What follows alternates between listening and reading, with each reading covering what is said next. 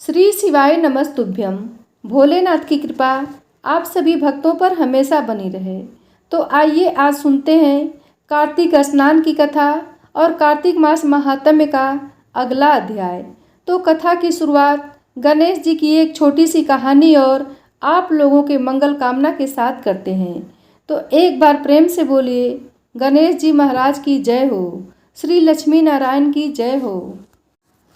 एक समय की बात है, भगवान श्री हरि विष्णु का विवाह लक्ष्मी जी के साथ तय हो गया। विवाह की तैयारियां जोरों शोरों से होने लगी। सभी देवी देवताओं को निमंत्रण पत्र भेजे गए, परंतु गणेश जी को निमंत्रण नहीं दिया गया। इस तरह निमंत्रण पत्र देते और शादी की तैयारियां करते करते शादी वाला दिन भी आ गया।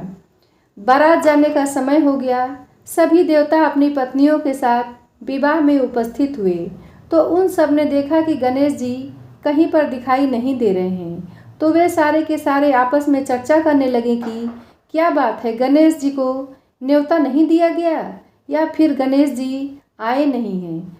सभी को यह जानकर बड़ी ही हैरानी हो रही थी। तभी सबने विचार किया कि चलो विष्णु भगवान के पास चलते हैं और उन्हीं से पूछते हैं। तो विष्णु जी के पास जाकर उन्होंने कहा, हम आपसे एक बात पूछना चाहते हैं कि आपने गणेश जी को बुलाया नहीं या फिर वे अपनी इच्छा से नहीं आए हैं। तो विष्णु जी कहने लगे कि गणेश जी के माता पिता को मैंने न्योता भेज दिया है, अगर वह आना चाहते हैं तो आ जाते, उन्हें अलग से न्योता देने की कोई ज़रूरत नहीं है। दूसरी बात यह है कि उनको 1.25 मन मूंग, 1.25 मन चावल, 1.25 मन घी और 1.25 मन लड्डू का भोज दिन भर में चाहिए। अगर हम उसे बारात में लेकर चले गए तो उन्हें इस तरह खाता देखकर सारे लोग हंसेंगे। दूसरे के घर जाकर इतना सारा खाना पीना अच्छा भी तो नहीं लगता। इस तरह वार्ता कर ही रहे थे तो किसी ने सुझाव दिया कि यदि गणेश जी आ जाए तो क्या है, द्वारपाल बनाकर घर पर बैठा देना, कह देना कि तुम घर का ध्यान रखना, जिससे गणेश जी को यह नहीं लगेगा कि उन्हें बुलाया नहीं है। तो विष्णु जी को यह बात बहुत पसंद आ गई और उन्होंने गणेश जी को न्योता भेज दिया। न्योता मिलते ही गणेश जी बड़े प्रसन्न हुए, सज धज कर वहाँ आ पहुँचे। तो विष्णु जी कहने लगे कि आप घर की रखवाली करना। घर की रखवाली के लिए कोई समझदार और जिम्मेदार व्यक्ति होना चाहिए। तो मुझे आपसे समझदार और जिम्मेदार कोई दूसरा नहीं लगा। तो यह सुनकर गणेश जी और भी प्रसन्न हुए। तो इस तरह गणेश जी को रखवाली के लिए बैठा दिया गया और बारात वहाँ से चल दी। नारद जी ने देखा कि गणेश जी दरवाजे पर बैठे हैं और बारात सारी चली जा रही है। तो वे गणेश जी के पास गए और पूछने लगे कि तुम बारात में नहीं जा रहे हो। तो गणेश जी भगवान कहने लगे कि मुझे तो घर की जिम्मेदारी दी गई है, कोई समझदार आदमी घर की रखवाली के लिए होना चाहिए, इसलिए तो मैं यहाँ पर रुक गया हूँ। तो नारद जी कहने लगे कि उन्होंने आपका अपमान किया है। विष्णु जी तो आपको बुला ही नहीं रहे थे। वे सब ने जब पूछा तो वे कहने लगी कि उनके बड़े बड़े कान, सूंड, मोटा सारा पेट, यह देखकर लोग हंसेंगे और ऊपर से खाते कितना है, 1.25 मन लड्डू, 1.25 मन मूंग, 1.25 मन घी, बारात में ले जाकर मेरे ससुराल वालों की तो बड़ी बदनामी होगी। बारात में देखो कैसे बाराती आए हैं। तो यह सुनते ही गणेश जी बहुत ही दुखी हो गए और नारद जी से कहने लगे कि अब आप ही बताओ कि मैं क्या करूं। तो नारद जी ने कहा कि आप ऐसा करो कि अपनी मूषक सेना को आगे भेज दो और उनसे कहना कि आगे जाकर सारा रास्ता खोखला कर दे, जिससे उनके वाहन धरती में धंस जाए। इस तरह परेशान होंगे तो वो आपको सम्मानपूर्वक बुलाएंगे, क्योंकि विष्णु जी भूल गए हैं कि आप सर्वप्रथम पूजनीय हैं। तो गणेश जी ने नारद जी के कहने से अपनी मूषक सेना को जल्दी से आगे भेज दिया और कहा कि सारी जमीन को खोखली कर देना। तो चूहों ने जैसा गणेश जी ने बोला था वैसा ही किया। जैसे ही विष्णु जी की बारात वहाँ से गुजरने लगी, त्यों रथ के पहिए धरती में धंस गए। लाख कोशिश की परंतु पहिए नहीं निकल रहे थे। सभी ने अपने अपने उपाय किए पर पहिए नहीं निकले, बल्कि जगह जगह से टूट गए। अब किसी की समझ में नहीं आ रहा था कि क्या किया जाए। उधर शादी का मुहूर्त निकला जा रहा था तो विष्णु जी तो बड़े ही परेशान थे।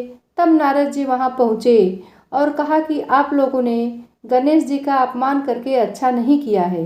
यदि उन्हें मना कर लाया जाए तो आपका कार्य हो सकता है और आप पर आया यह संकट भी टल सकता है। तो शंकर भगवान ने अपने दूत नंदी को भेजा। तो नंदी गणेश जी को लेकर वहां आ गए। गणेश जी का आदर सम्मान के साथ पूजन किया गया। तब जाकर कहीं रथ के पहिए निकले। पहिए तो निकल गए पर तो वह जगह जगह से टूट फूट गए थे। अब उन्हें सही कौन करे। तो पासी के खेत में एक खाती काम कर रहा था, तो उसे समाचार भेजा कि सारे रथों के पहिए सही कर दो। तो वह अपने खेत का काम छोड़कर कारीगर का सारा सामान लेकर वहां आ गया। जैसे ही वह रथ के पास बैठा तो कहने लगा, श्री गणेशाय नमः। ऐसा कहकर गणेश भगवान की मन ही मन वंदना करने लगा और देखते ही देखते गणेश जी ने सभी पहियों को थोड़ी सी देर में ठीक कर दिया। तो यह देखकर नारद जी ने कहा कि मैं आपसे एक बात पूछना चाहता हूँ कि आपने श्री गणेशाय नमः क्यों कहा। तो खाती कहने लगा कि हे देवताओं, आपने सर्वप्रथम गणेश जी को नहीं मनाया होगा और ना ही उनकी पूजा की होगी, इसलिए आप पर यह संकट आया है। तो नारद जी विष्णु भगवान से कहने लगे कि हमने ही गणेश जी को सर्वप्रथम पूजनीय बनाया था और आज हम ही उन्हें भूल गए, तो हमसे मूर्ख और अज्ञानी कौन हो सकता है। तो यह सुनते विष्णु भगवान गणेश जी से माफ़ी मांगते हैं और गणेश जी की पूजा करते हैं, उनका ध्यान करते हैं। फिर सारे मिलकर गणेश जी भगवान का जयकारा लगाते हैं। तो यह सब देखकर गणेश जी बहुत ही प्रसन्न होते हैं और नारद जी भी गणेश जी की ओर देखकर मंद मंद मुस्कुराने लगते हैं और बारात वहाँ से चल पड़ती है। फिर भगवान विष्णु और लक्ष्मी जी का विवाह बड़ी ही धूमधाम से संपन्न होकर सकुशल सारे घर लौट आते हैं। इसलिए कोई भी व्रत पूजा पाठ हो, गणेश जी भगवान को जरूर याद करना चाहिए। ज़्यादा समय नहीं है तो एक छोटी सी कहानी सुनकर ही शुभारंभ कर सकते हैं। तो बोलो गणेश जी भगवान की जय हो। अब आइए सुनते हैं कीड़ी नगरा की कहानी। इस कहानी को कार्तिक और बैसाख के महीने में सुनने का नियम लिया जाता है।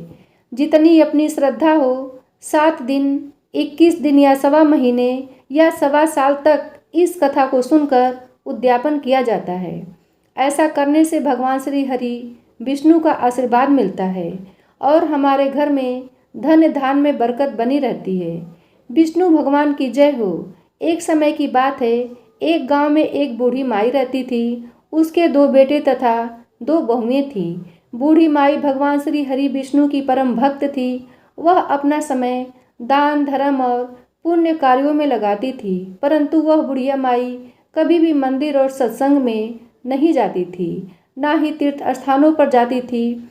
एक बार गांव में भागवत कथा हो रही थी, तो उसके बड़े बेटे ने कहा कि माँ, आप सारा दिन घर में रहती हो, तो मंदिर में भागवत कथा हो रही है, तो आप भी वहाँ जाकर भागवत कथा सुनकर इसका पुण्य प्राप्त करो।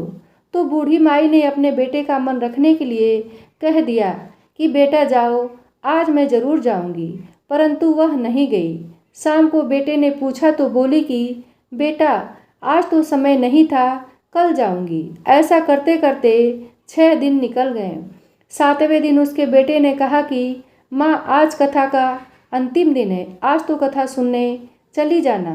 तो उसकी माँ ने कहा कि ठीक है बेटा, चली जाऊंगी। तो बूढ़ी माई घर के कामों में लगी रही। घर का सारा काम निपटा कर बुढ़िया माई ने इतनी देर कर दी कि अंतिम दिन की भागवत कथा भी समाप्त हो गई। पर वह बूढ़ी माई घर से मंदिर के लिए चल पड़ी। उधर मंदिर से भगवान श्री हरि विष्णु एक बूढ़े सन्यासी का रूप धारण करके बुढ़िया माई के मार्ग में आकर खड़े हो गए और बुढ़िया माई को देखकर कहने लगे कि माई, तुम अब कहाँ जा रही हो। तो बुढ़िया माई ने कहा कि भागवत कथा सुनने जा रही हूँ।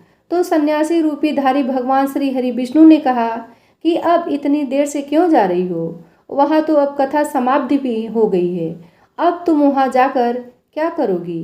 तो बुढ़िया माई ने कहा कि जब घर से निकली थी तो मंदिर तो जाऊंगी ही, जाकर आऊंगी, वरना शाम को अपने बेटे को क्या जवाब दूंगी।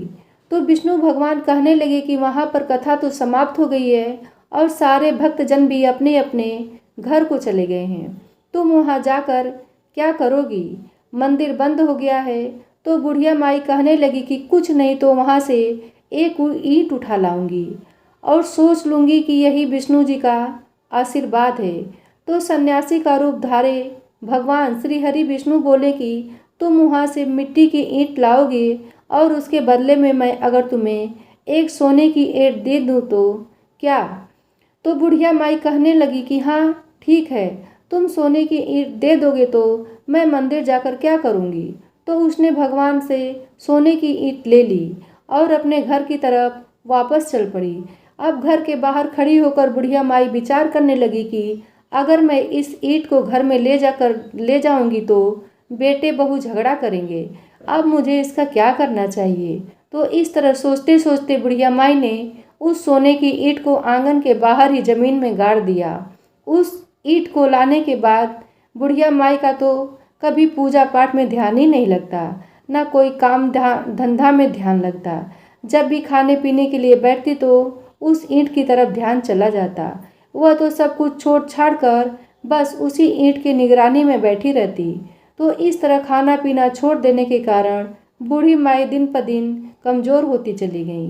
तो एक दिन उसके बेटों ने पूछा कि माँ, आप सारा दिन घर के बाहर क्या करती रहती हो और आजकल बिल्कुल कमज़ोर भी हो गई हो। तो बुढ़िया माई कहने लगी कि बेटा कुछ नहीं, मैं तो आने जाने वाले लोगों को देखती रहती हूँ। उसने अपने बेटों को ईंट के बारे में कुछ भी नहीं बताया। इसी तरह दिन ब दिन कमज़ोर होते होते एक दिन बूढ़ी माई चल बसी। यमराज के दूत बूढ़ी माई को लेने के लिए आए और उसे लेकर धर्मराज जी के पास पहुँचे। धर्मराज जी को सारी बात बताई तो धर्मराज जी ने बूढ़ी माई को कुतिया की योनि दे दी। तो वह कुतिया उसी पेड़ के नीचे बैठी रहती और उसी ईंट की तरफ अपना ध्यान लगाई रहती।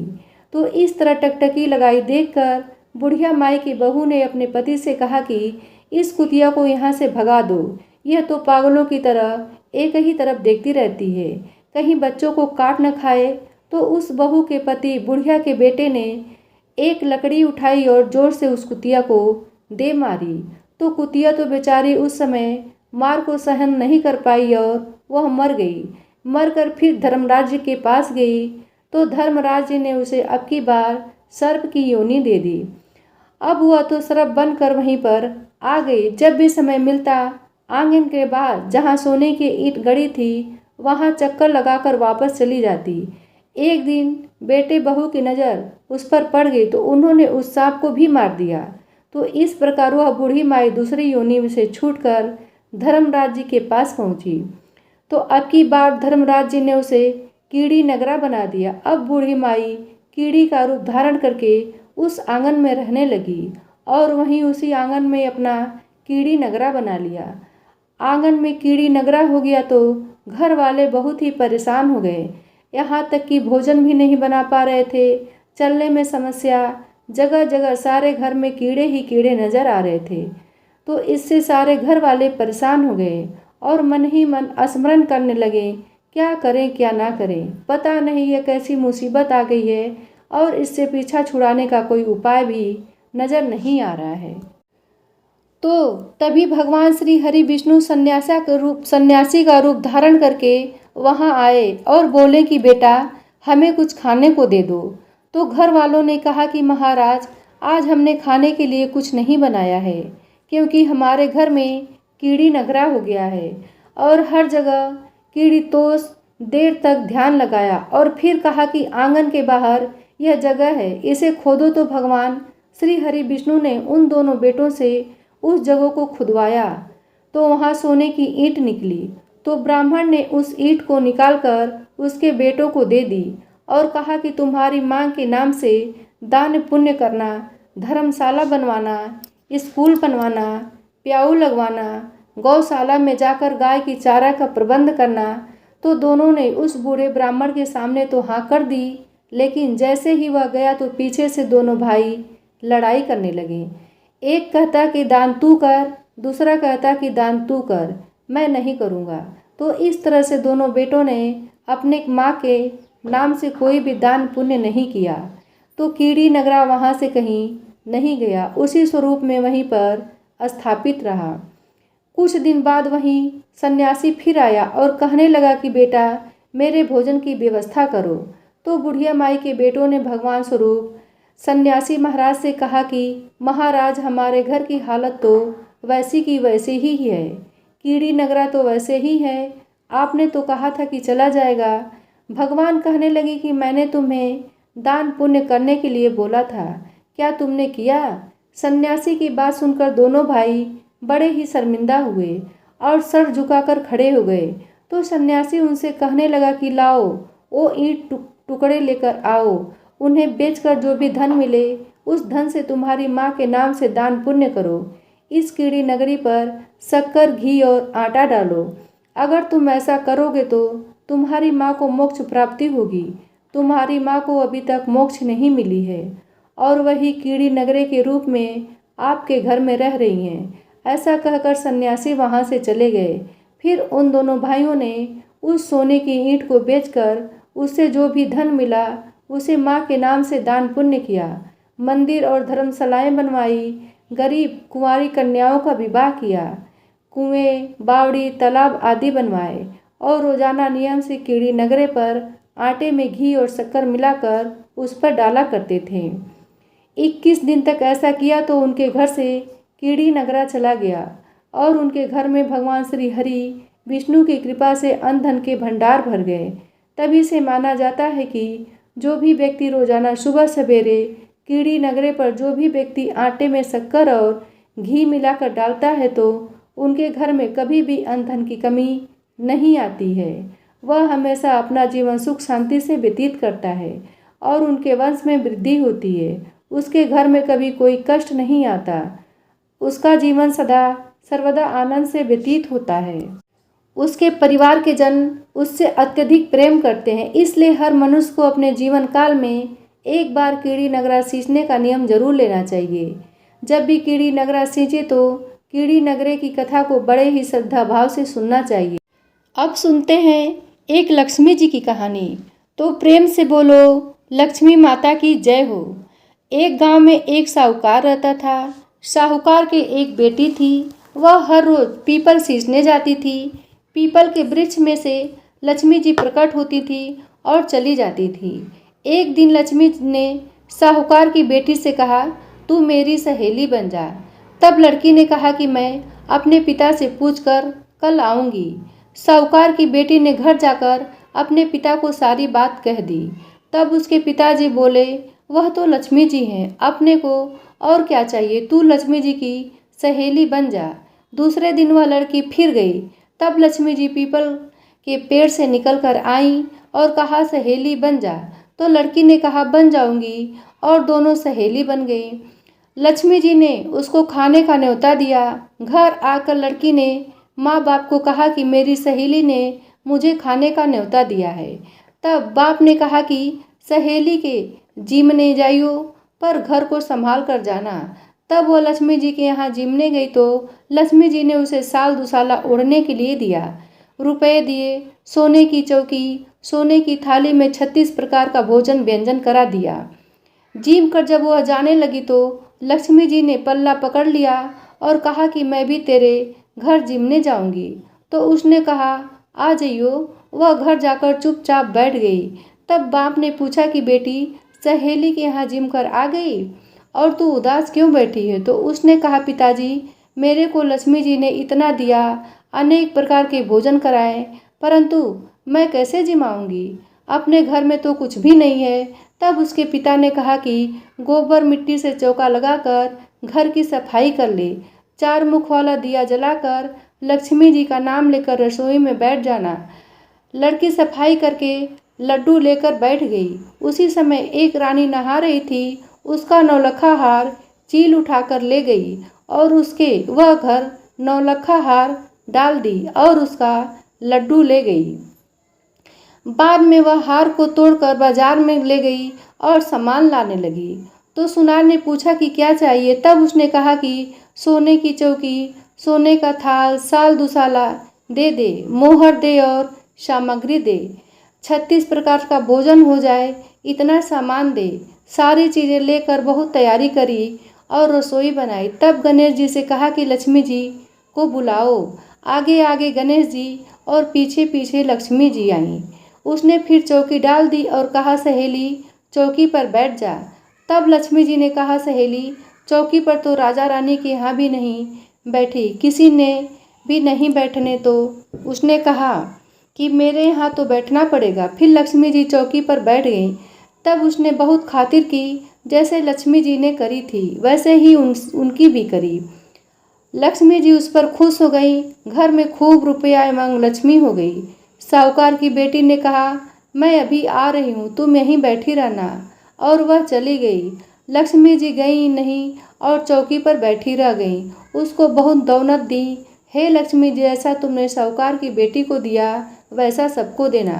कहते सुनते हुंकारा भरते अपने सारे परिवार को दियो। पीहर में देना, ससुराल में देना, बेटे पोते को देना।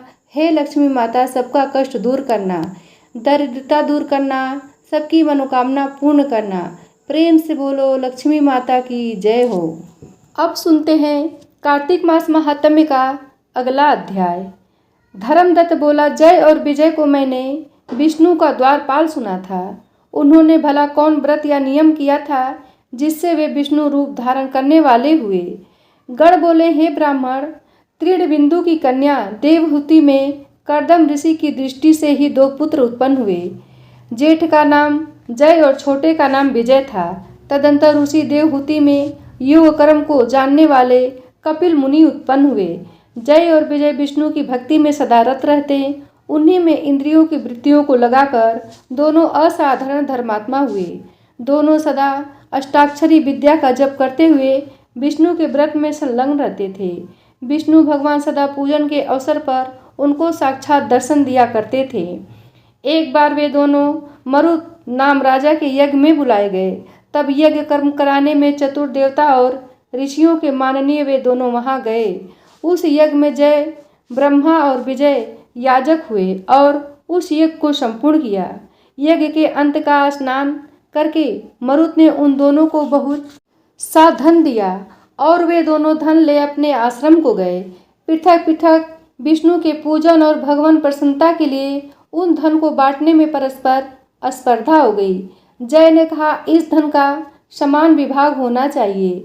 विजय ने कहा, यह न होगा, जो जिसने पाया है वह उसका है। तब जय ने मन में क्षुब्ध होकर क्रोध से विजय को शाप दिया कि तू पाए हुए धन को नहीं देता, इसलिए तू ग्राह हो जा। विजय ने भी उसका शाप सुनकर जय से कहा, मद से भ्रांत होकर तुमने मुझे शाप दिया है, इससे तू भी मातंग अर्थात हाथी हो जा। तब उन दोनों ने नित्य के पूजन में भगवान से यह वृत्तांत कहा और उन्हीं के शाप की निवृत्ति का वर मांगा। जय विजय बोले, आपके भक्त हम दोनों कैसे ग्राह और मातंग की योनि में जाएंगे। हे कृपा सिंधु, हम दोनों का श्राप निवृत्त कर दीजिए। श्री भगवान बोले, मेरे भक्तों का वचन दिया झूठ नहीं होता और मैं भी कदापि उसे अन्यथा करने को समर्थ नहीं हूँ। एक बार मैं प्रहलाद के वचन से खम्भे में प्रकट हुआ और अम्बरीश के वचन से 10 प्रकार से उत्पन्न हुआ था। अतः तुम दोनों अपने आप दिए गए इन शापों से मेरे पद को प्राप्त हो जाओगे। ऐसा कहकर भगवान अंतर्ध्यान हो गए। गण बोले, तदंतर वे दोनों गंडकी नदी के तट पर ग्राह और मातंग हुए। उस योनि में भी उन्हें जाति का स्मरण बना रहा। इसी कारण उस समय भी वे विष्णु के व्रत में स्थित रहे। एक समय वह हाथी कार्तिक पूर्णिमा के दिन गंडकी नदी में नहाने को गया। तब ग्राह ने सांप का स्मरण करके उसे पकड़ लिया। तब ग्राह द्वारा पकड़ा हुआ वह हाथी भगवान का स्मरण करने लगा। तभी शंख चक्र और गदा को धारण किए हुए विष्णु जी प्रकट हो गए। तत्काल चक्र चलाकर भगवान ने उन दोनों का उद्धार किया और अपने समान रूप देखकर बैकुंठ को ले गए। तब से वह स्थान हरि क्षेत्र नाम से प्रसिद्ध हुआ। उसमें चक्र के स्पर्श से पाषाण भी चिन्ह युक्त हो गए। लोक में वे ही दोनों जय और विजय नाम से विख्यात हैं। हे ब्राह्मण, जिनके विषय में तुमने पूछा था, दोनों सदा हरि के प्यारे द्वारपाल हैं। हे धर्मज्ञ, इसलिए तुम भी सदा विष्णु के व्रत में स्थित हो। मात्सर्य और दम्भ छोड़कर समदृष्टि हो जाओ। तुला, मकर और मेष इन राशियों पर सूर्य के आने पर तुम सदा प्रातःकाल स्नान करने वाले हो और एकादशी के व्रत में निष्ठा रखो और तुलसी वन का पालन करो। ब्राह्मण और वैष्णवों का सदा सेवन करो और मसूर, काजी, बैगन इनका त्याग करो। ऐसा करने से तुम भी अंत समय में विष्णु के पदों को प्राप्त होगे। जन्म से किए गए विष्णु के प्रसन्न करने वाले इस व्रत से न यज्ञ, न व्रत, न दान अधिक है, अर्थात यह व्रत सबसे अधिक श्रेष्ठ है। हे ब्राह्मण श्रेष्ठ, तुम धन्य हो, क्योंकि तुमने भगवान को प्रसन्न करने वाला यह व्रत किया है, जिसके आधे भाग के फल को पाने वाली कलहा हमारे द्वारा विष्णु जी की शालुकता को प्राप्त हुई। नारद जी बोले, उस धर्मदत्त से कहकर विमान में स्थित होकर वे दोनों उस कलहा समेत बैकुंठ भवन को चल दिए। धर्मदत्त विश्वासी होकर उस व्रत में स्थित हुआ और देहांत के समय दोनों स्त्रियों समेत विष्णु लोक को प्राप्त हुआ। इस इतिहास को जो कोई मनुष्य सुनेगा वह भगवान की कृपा से हरि के निकट प्राप्त करने वाली भक्ति को प्राप्त होगा। इस प्रकार 23वां अध्याय समाप्त हुआ। श्री तुलसी महारानी करूं विनय सिर नाय, जो मम हो संकट बिकट दीजे मात नसाय। नमो नमो तुलसी महारानी, महिमा अमित न जाय बखानी।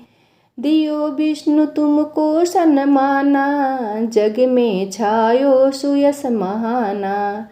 विष्णु प्रिया जय जयति भवानी, तिहु लोक की हो सुख खानी। भगवत पूजा कर जो कोई, बिना तुम्हारे सफल न होई। जिन घर तव नहीं होय निवासा, उस पर करहि विष्णु नहीं वासा। करे सदा जो तव निति सुमिरन, तेहि के काज होय सब पूरन। कार्तिक मास महात्म तुम्हारा, ताको जानत सब संसारा। तब पूजन जो करे कुंवारी, पावे सुंदर बर सुकुमारी।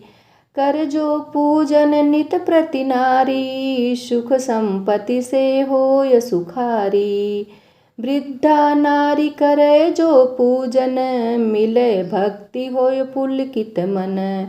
श्रद्धा से पूजे जो कोई, भवनिधि से तर जावै सोई।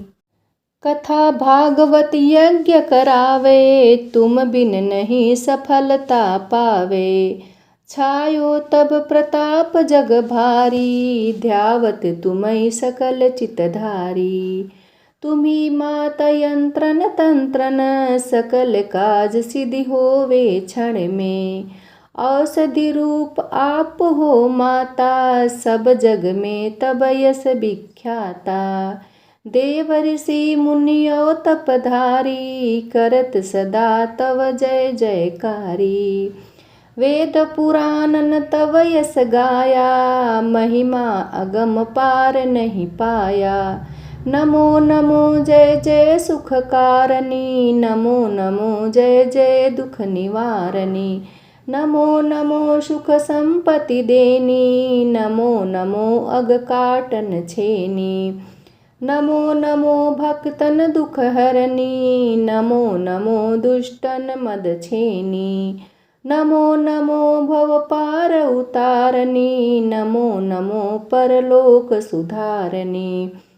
नमो नमो निज भक्त उबारणी, नमो नमो जन काज संवारणी। नमो नमो जय कुमति नसावनी, नमो नमो सुख उपजावनी। जयति जयति जय तुलसी माई, ध्याऊं तुमको शीस नवाई। निज जन जानि मोहि अपनाओ, बिगड़े कारज आप बनाओ। करूं विनय मैं मात तुम्हारी, पूर्ण आशा करहु हमारी। शरण चरण कर जोरी मनाऊं, निस दिन तेरे ही गुण गाऊं। क्रतुमा यह अब मोह पर दाया, निर्मल होय सकल मम काया। मंगुमात यह बर दीजे, सकल मनोरथ पूर्ण कीजे। जनु नहीं कुछ नेम आचारा, क्षमहु मात अपराध हमारा। बरह मास करे जो पूजा, तासम जग में और न दूजा। प्रथम ही गंगा जल मंगवावे, फिर सुंदर स्नान करावे। चंदन अक्षत पुष्प चढ़ावे, धूप दीप नैवेद्य लगावे। करे आचमन गंगा जल से, ध्यान करे हृदय निर्मल से। पाठ करे फिर चालीसा की, स्तुति करे मात तुलसा की। यह विधि पूजा करे हमेशा, ताके तन नहीं रहे कलेसा। करे मास कार्तिक का साधन, सोवे नित पवित्र सिद्ध हुई जाई। है यह कथा महासुखदाई, पढ़े सुने सो भव तर जाई। तुलसी मैया तुम कल्याणी, तुम्हारी महिमा सब जग जानी। भावना तुझे माँ नित नित ध्यावे, गा गा कर माँ तुझे रिझावे। यह श्री तुलसी चालीसा, पाठ करे जो कोय। गोविंद सो फल पावहीं, जो मने इच्छा होय। जय तुलसी माता की, जय कृष्ण भगवान की। तुलसी महारानी नमो नमो, हरि की पटरानी नमो नमो। धन तुलसी पूर्ण तप कीनो, शालिग्राम बनी पटरानी। जाके पत्र मंजरी कोमल, श्रीपति कमल चरण लपटानी। तुलसी महारानी नमो नमो, हरि की पटरानी नमो नमो। धूप दीप नैवेद्य आरती, पुष्पन की वर्षा बरसानी। 56 भोग 36 व्यंजन, बिन तुलसी हरि एक न मानी। तुलसी महारानी नमो नमो, हरि की पटरानी नमो नमो। सभी सखी मैया तेरो यस गावे, भक्ति दान दीजे महारानी। नमो नमो तुलसी महारानी, तुलसी महारानी नमो नमो। तुलसी महारानी नमो नमो, हरि की पटरानी नमो नमो।